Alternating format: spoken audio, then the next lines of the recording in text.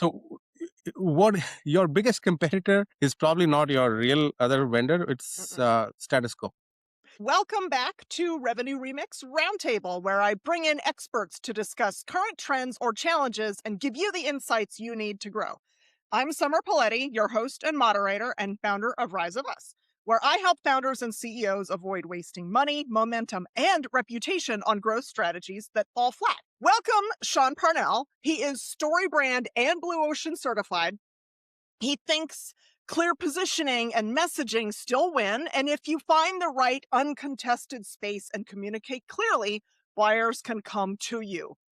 Now, Dave Lee specializes in helping B2B buyers shortlist you when they ask their LLM for recommendations. His whole game is buyers are not searching for vendors anymore. They are asking AI to recommend one. And Gaurav Verma is running an experiment with zero budget, which I felt to my core. There's so much nuance here that I think what works today really depends on your industry, your ICP, your buyer, what they care about, what the founder cares about. And there's not really one magic bullet anymore.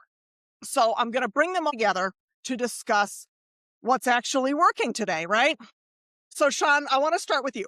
You're StoryBrand and Blue Ocean certified. And when you work with companies on positioning and messaging, how does that connect to pipeline and make your case for why clear differentiation still wins? Well, brand storytelling is a great way to establish your foundational messaging.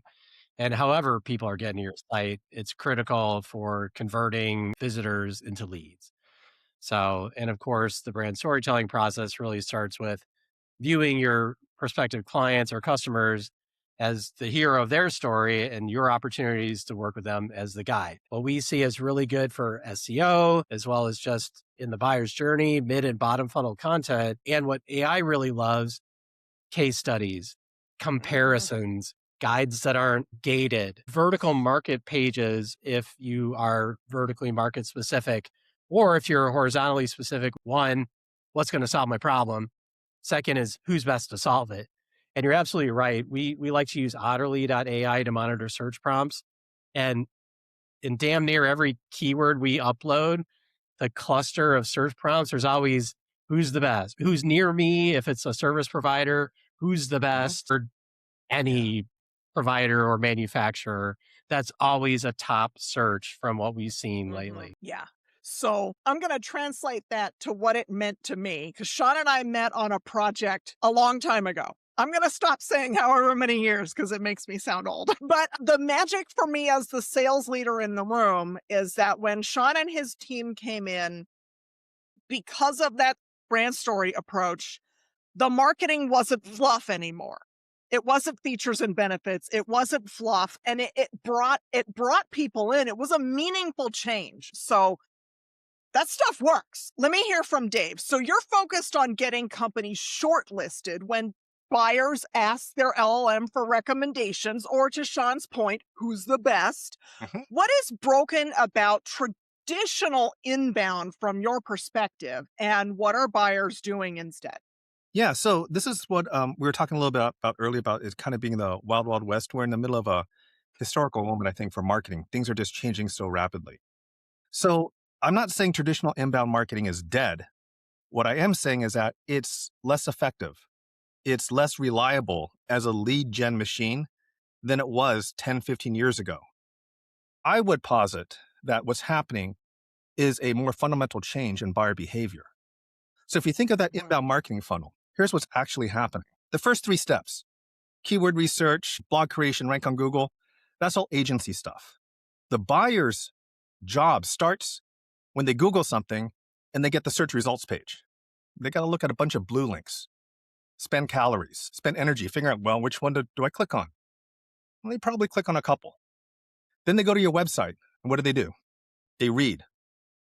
They read a lot, not just that article, but a bunch of fan out articles. And then they sign up for your lead magnet. What do you give them?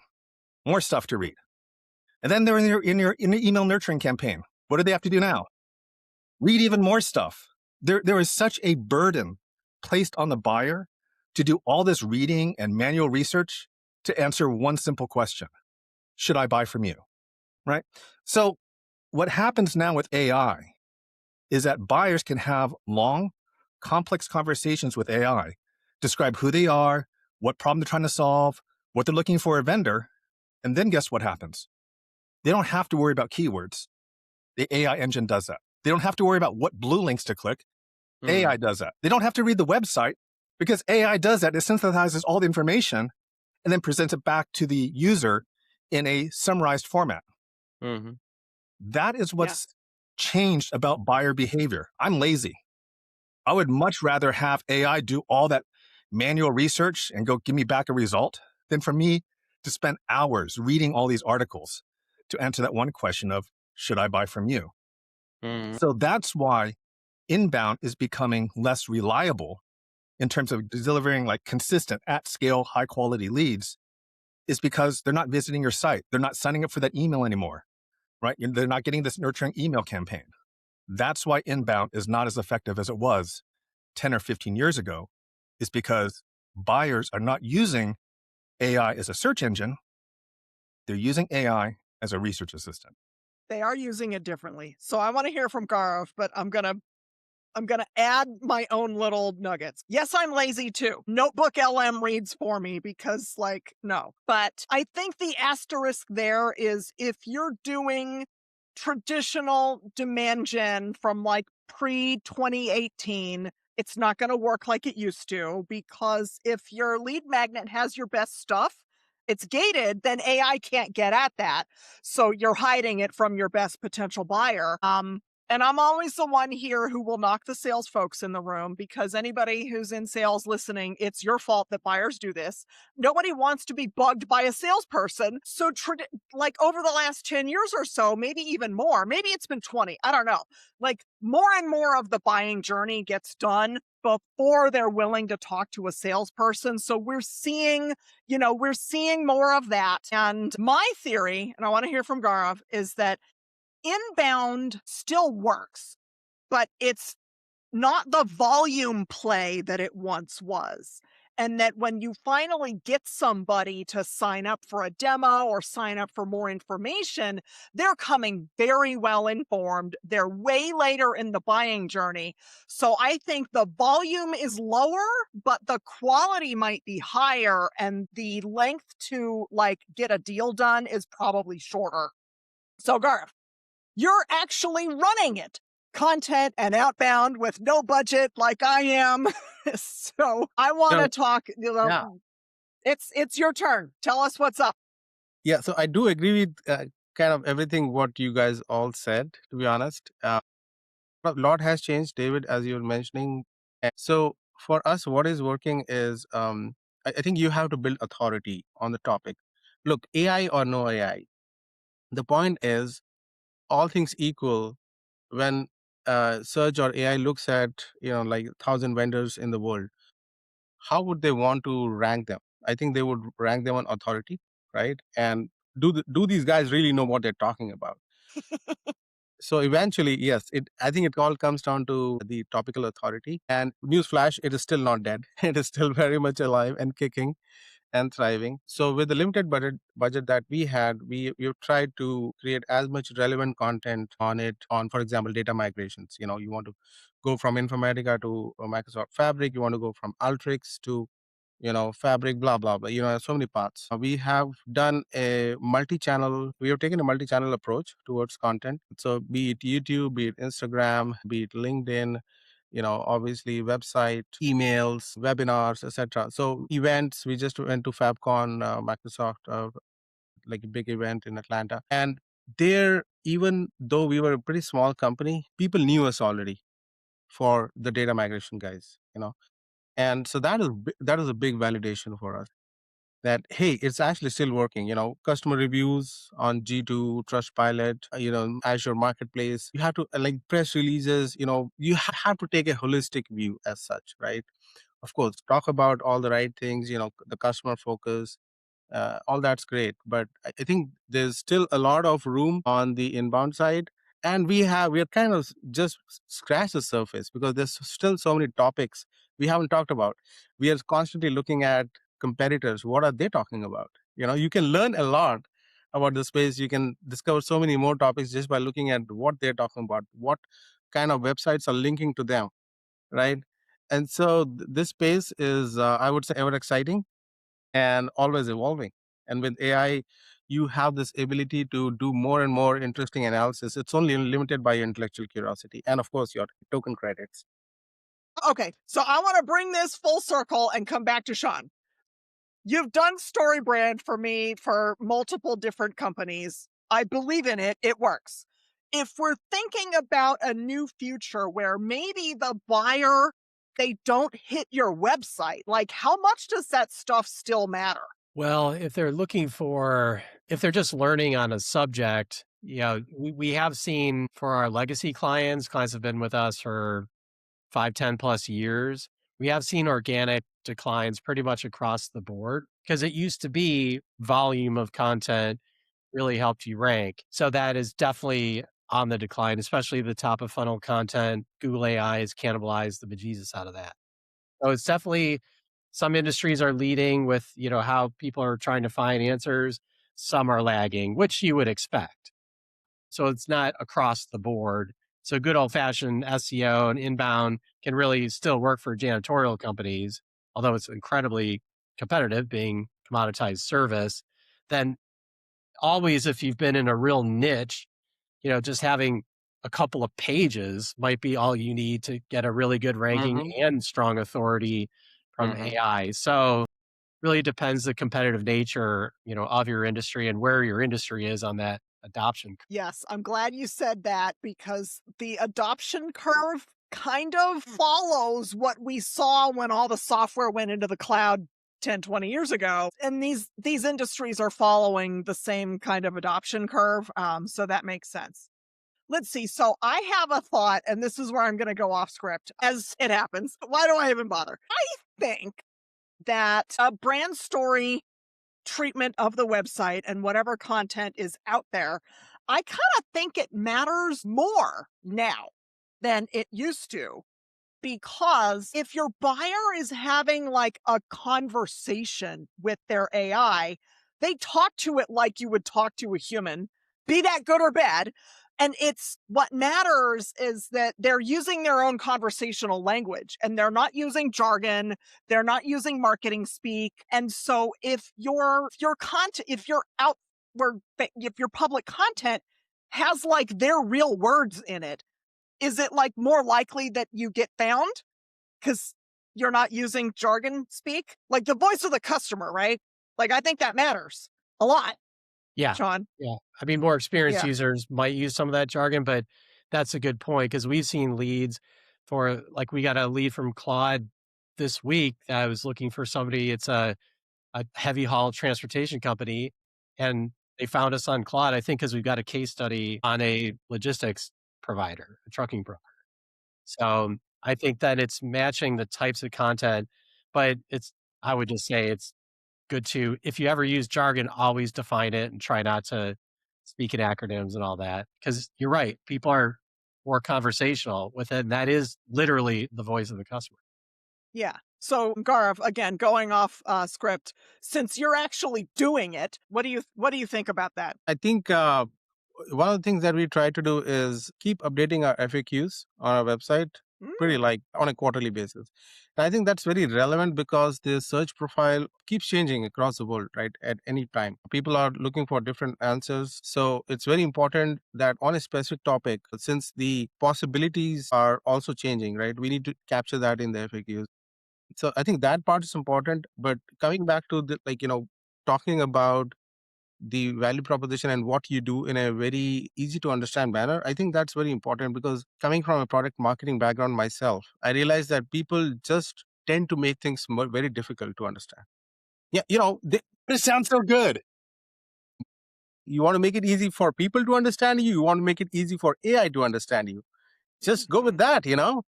So Gaurav, where are you getting ideas to add to the FAQ? Or to the FAQ, right? So the people also ask, and then Uber suggest and those, but mostly people also ask section from Google search. So we search for a specific keyword and then double click on that, top or couple two responses. And then based on that, then there's human curation involved in finding the right set of questions we want to answer, and then just answer it in a very direct manner within 150, 100 words or whatnot. Make it specific to the article or the blog or the page, and maybe insert some contextual links to your service or your solution. And I think that kind of sort of works. What's your perspective?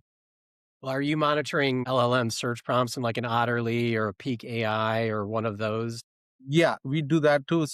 Bing Webmaster Tools have come out. They come out with a lot of great enhancements now. I think they're trying to mirror Google Search Console. They have grounding queries, which is kind of the keywords that translated from the LLM searches, I think.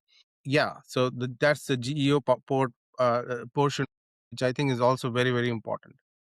Yeah, One quick thing. Have you ever read the book, They Ask, You Answer? I haven't. Well, they're asking ChatGPT and Claude, and if you answer in the form of your FAQ and other content on the site, Yeah. you're That matching what they're looking for. Yeah. And I think one of the thing here is that, when the Google bot actually scans an article, right, so it's obviously limited to 2 MB, but they like the highlights being mentioned in the top portion very quickly, either TLDR or key takeaways, right? Mhm. So they like that. And so that also helps the AI overviews, I believe so. Yeah, just good old fashioned usability for the actual human visitor. Yeah. I get to the point really quickly also. Don't make me read the whole damn thing to figure out what you were saying. Yeah, it's called the Because bluff. I'm not. Right, it's called the bluff framework, like bottom line upfront, BLUF. Yes, it's nice. yes. I like that. It's like I tell my copywriters, don't bury the lead. Right?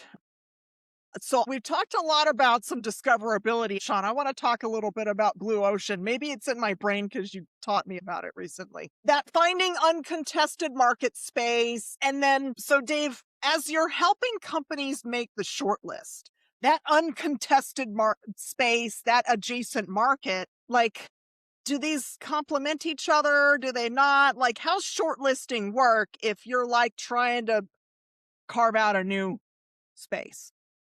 I don't think having a unique selling proposition or being in a unique market position impacts the steps you need to take to help AI understand what you do and to be recommended. I Even don't if think you're those kind of charting new territory? Yeah, even if you're charting new territory, because the things you need to do is the same whether you're I don't think you can actually be in an uncontested space for very long, because that means either you're a monopoly, which is illegal, or it's kind of like you're one of those gold miners from the 1840s. You struck gold. Eventually, people are going to find out, and everyone's going to flock to it. I mean, you can build a moat and have patents if you're like in the medical manufacturing area. You have patents that protect you, or if you're a drug manufacturer, you have patents to protect you for only so long. But I don't think many companies can stay uncontested in perpetuity. There'll be some lookalikes. A drug manufacturer will make something, and another drug manufacturer will make something slightly different, but does the same outcome. So I don't think it really matters if it's uncontested or you're in a crowded space. Clarity, which I think, Sean, you talked a lot about, and from like Yeah. the story brand, that's what's needed. And then get a case study out as soon as possible? Do you do your new thing for somebody for free so that Yep. you can get a case study? Absolutely. Quick pause. The questions I ask when I'm on this show, the topics we talk about, these are the same things I see when I run diagnostics and retainers for growth stage companies. Why is revenue stuck? What's breaking? What should leadership own to fix it?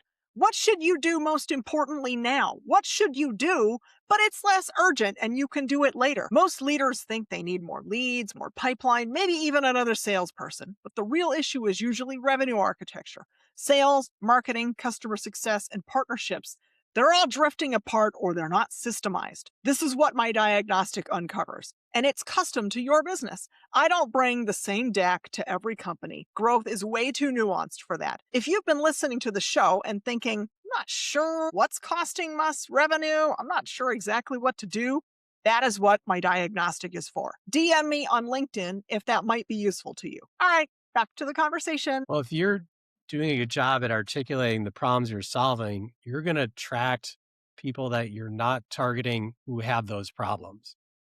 So, like summary, remember that multi-state payroll tax management guide that we created? Yes.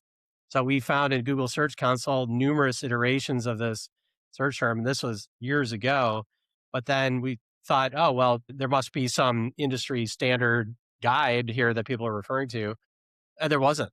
So we interviewed Summer, we wrote one, and it generated a lead a day for 3 years. And it also attracted people. We were targeting the independent payroll providers, of which there's thousands, I think thousands, but so not the ADP and Intuit and Paychecks, but the independents. And we started to attract very large companies doing it in-house that had the exact same problem. So, and that it was a software and a service. So they could kind of pick and choose. They want to leverage the software or service, both, what have you.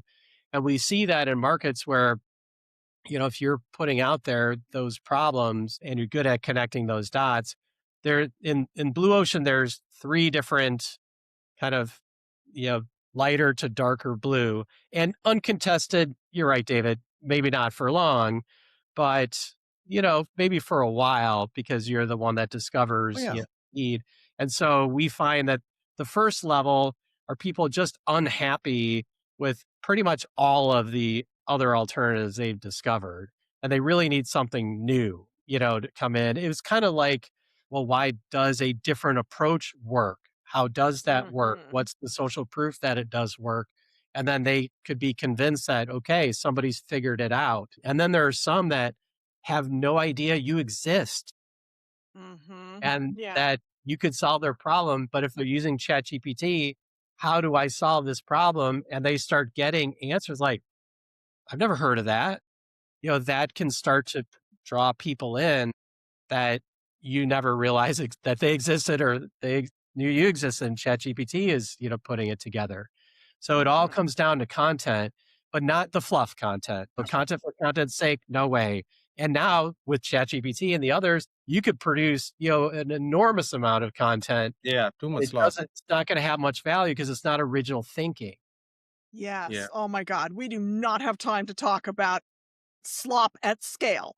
Don't get me But started. yes, no, don't do that. Let's see. So I want to put a pin in this and talk about the type of content that I, as the sales leader in the room, like, and I want to hear from all of you guys. But Gaurav, while we still have time, I want to talk about this Wikipedia page because Neil Patel told me like 2 years ago that I should be on Reddit, and I was like, girl, no. But Wikipedia is an interesting concept. So tell me what you're thinking there. Yeah. Well, so what I'm thinking there is, first of all, it's kind of like a consortium, right, of these independent writers. It's supposedly very neutral, and they just banned AI generated content also. So that I Hmm. think, and just because they did that, I think the value of content on that platform kind of sort of goes up because it has much more authority now and much more humanness, if you will, more credibility. But it's very hard to get on it, right? Not everyone can get on it. One of the things that I was thinking about when we were talking about how you should break into a new space, I was also thinking, okay, you're talking about yourself on different channels, but what are other people talking about you, right? So that's the thing, right? So that's another way to kind of create force a new conversation, add more credibility into it. And Wikipedia is one way of doing it. And I said it's hard to get on it because you have to have like 6 7 independent journalist mentions. It can't be press releases, it can't be stuff that you've done, you've talked about yourself.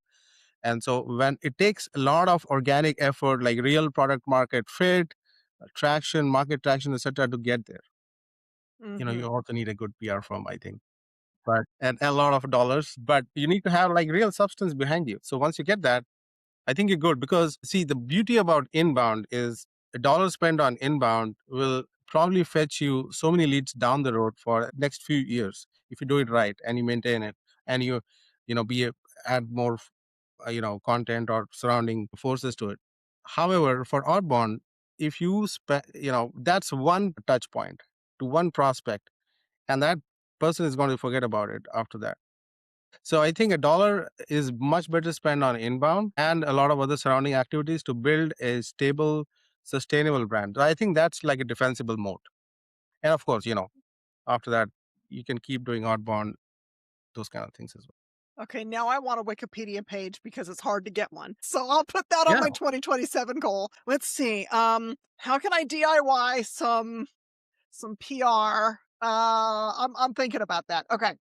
Because it fixes that authority layer because it's so hard. It's yeah, and then they are the likes of Cision. They'll siphon off thousands and thousands of dollars. Yeah. But there are also they're like value players like EI and Presswire, and you get a good deal for $500. You get 7 8 PRs, and the press releases, believe it or not, do still work for AIO. That is, they'll get you in the AIO reviews and citations and stuff like that because you'll have that effect for some time. There's also this thing about Sean was mentioning something about you searching for something and this unknown competitor came up in the AI overviews and he was like, "What is that?" There's something called LLM poisoning, by the way. So if you keep feeding it the information that you want people to believe, eventually it's a black hat tactic. But apparently it works. So people do that too. Just keep doing it enough, and then eventually someone will get it, or some LLM will pick it up. Hmm. Okay, let's not do that. Well, and it brings up a thought that like we don't have time to cover today, but there's so much AI generated content out there that AI can look at now that the AI is finding AI in its AI and training the AI on other AI. Like it's this whole thing, Very, very incestuous. Yeah. a little bit kind of messy too. So while we have time here, I'm gonna switch gears entirely because I do that sometimes. I want to talk. Sorry, actually, not sorry. I It's want to you, talk a little Summer. bit. I know. Uh, I want to talk a little bit about the types of content that I, as a revenue leader, like while I have marketers in the room. And Sean and Dave, you guys have heard this. Gaurav, you're going to be new to this. Like, okay, so traditional outbound and demand gen from 2016 doesn't work like it used to anymore. What I like is content that answers those FAQs, that helps overcome objections. Like, I really like a tightly aligned content strategy that has different things that speak to different people in the buying group and their concerns and different stages in the buying journey and what the buyer is feeling and thinking and wondering, because they do more and more of their research on their own. And if you have a content that they can somehow find that answers that question, with, I guess, like voice of the salesperson in there somehow to answer those objections, from the work that I do, that's what I find really valuable. I'm seeing some nods. All right, Dave, we had this conversation on Friday, so you're going to go last. Sean, like, am I nuts? Like, is that really what we should be doing? I don't know where it lives entirely outside of a deal room, but that's what I find valuable. Well, I think it's important to think not just in terms of, you know, vertical markets or horizontal applications that, you might have a solution for, but think about the decision makers and the influencers. So I think we've written numerous blogs for CFOs. What should a CFO know about this particular software? Because that's the one Yes. that's going to sign off Yeah. on. So, and that's not going to be long form content because there's no way they're going to read it.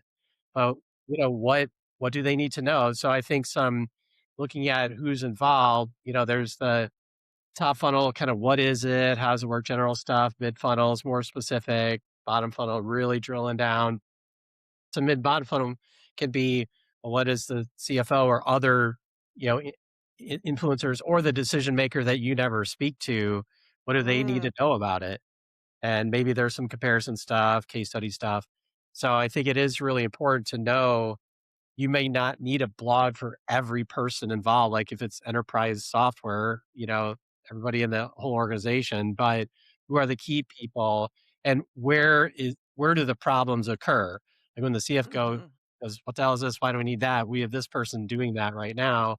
And, help them make the case so that the influencer that you are working with can make the case, point to a blog, point to something else, say, hey, check this out, or they can pull that content into their own and repackage it. So that could be really useful. Ooh, I like the repackage. Then I have a question for Dave that I hope I don't forget. So, Garf, what are your thoughts on that? I think ROI calculators maturity assessments.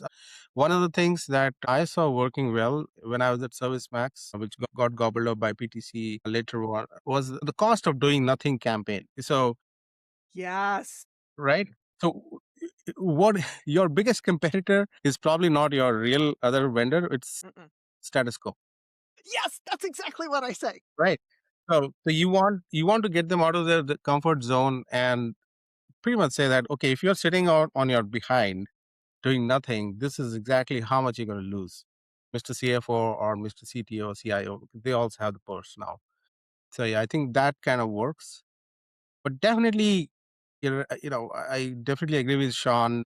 Content that resonates with the pain points. It's maybe more video form content, more short form content nowadays because people are kind of time boxed on LinkedIn nowadays, and maybe less AI-ish, right? Maybe some more human-like short form content, more opinions, point of view, and then the way you're going to get these key decision makers is maybe through also like events, speaking sessions, maybe not bought what do you call lunches and private dinners, but maybe something more genuine. I like that. Dave, I think you were on that panel where we promised to put on shoes. Okay, so I love this. Gaurav, I love the cost of doing nothing calculator instead of an ROI calculator. That is very Summer Poletti remix style. I'm totally stealing that. So, Dave, I want to wrap this up with a challenge that I have. You have different points of view on the buying team, and the CFO cares about this, the frontline worker cares about this. Everybody's finding it using their AI model now. Like, where should it live, and how can we be careful about trying to make sure that people find the thing they should find and maybe not the thing that they shouldn't, if that makes sense? Because we used to have all this stuff gated and you'd be like, oh, you're the CEO, you need this, but you, the frontline worker, you need this. Like, how do we manage this? Because I haven't figured it out yet. So let me take a little step back here, because what you're asking, at least what I'm hearing, is what's the source of data? I used to work in data warehousing. That was always a question when we were combining massive data warehouses and system of records together. It's like, what's the source? So let me be clear. There's only 3 sources of data for AI. Just 3. That's it. The first is its training database. This is its internal database that it was trained on. When ChatGPT was first released, it didn't have a web fetch capability. It had a static database. I think it was like January of 2022. It was like 9 months old. It was 20. Oh, is it 2021? It's even worse. So, I mean, it only knew the world as of that and a small subset of that. But that's the training database. It's its internal database. It has its own biases. It has its own lens. Every company has a different angle to what they want their AI LLM to do. But that's the training database. The second source of information is whatever your buyer feeds it. The conversation, documents, whatever. That's another input that AI takes in. That's another source of data for AI. The third is your website. It actually goes out and reads your website, much like a human. It's not Google. It doesn't index your site. It doesn't read all your blogs, especially if it's trying to process a large, complex buyer's conversation. And because we have the attention of a guppy fish, when I see AI saying, oh yeah, hold on for a second, I'm looking. Well, how long are you going to look? It's been 30 seconds. It's under time pressure to find stuff. So it's not going to read your 200 blog articles, 10 levels deep. It's not going to sit there and watch your 5-minute video intro. It's not going to listen to your 30-minute podcast unless you have it transcripted. It just reads text because there's an impetus for it to get back to its user with results. So the first thing, training database, you don't control that. OpenAI, Anthropic, Google, they control the database, the training database. The conversations that buyers have with AI and what files they feed, you don't control that either. The only thing you can control is what you have on your website. And what you need to have on your website is kind of like what you said, Sean. They ask, you answer. You have to answer the buyer's questions. You have to demonstrate that you have a good problem fit, that you have a methodology. There's, method to the madness that you're saying, that you're a good fit for them. A $50 million company is going to be much different than a $5 million company in terms of the problems they're encountering. I'm a $5 million company. Do you serve me as a $5 million company? You have to have those credentials and qualified results. Can you do what you say you're going to do? And you have to have some type of engagement model. Hey, Summer, if I pay you this much of money every month, what am I going to get out of it? What's your execution model? These are all questions, baseline questions that any buyer is going to ask. And that's the specific type of content you need to have on your site, not buried in a blog, not behind some gated thing, not in your 5-minute, video. It has to be on what I call foundational pages, navigational from the top level menu and linked from your homepage, because that's what AI is going to do. It doesn't index your site. It reads it just like a person, top level nav, a bunch of stuff in the homepage. It clicks a couple levels deep and it moves on because it's under a time constraint. So it all has to be on the website. I By don't the know. I way, hope that since answers we've the been question. chatting, my website is huge now. So much crap on there. But as long as it's specific, it can be very dense, right? You can have a very dense website with a lot of text. That's fine. I'm not talking about usability or design, right? That's a separate question for when an actual visitor comes to your site. So we discovered that it's important to do a CRO, which is conversion rate optimization, of course. One thing is we want to qualify traffic to visit, but we also want meetings. So we did two things. In addition to whatever David's talking about, we put a pop-up. And this pop-up comes at, let's say, you scroll down 1/3 of the page, or after 20 seconds, it's like, hey, here's some of the results we had. You want to set up a meeting or a free consultation? That's one.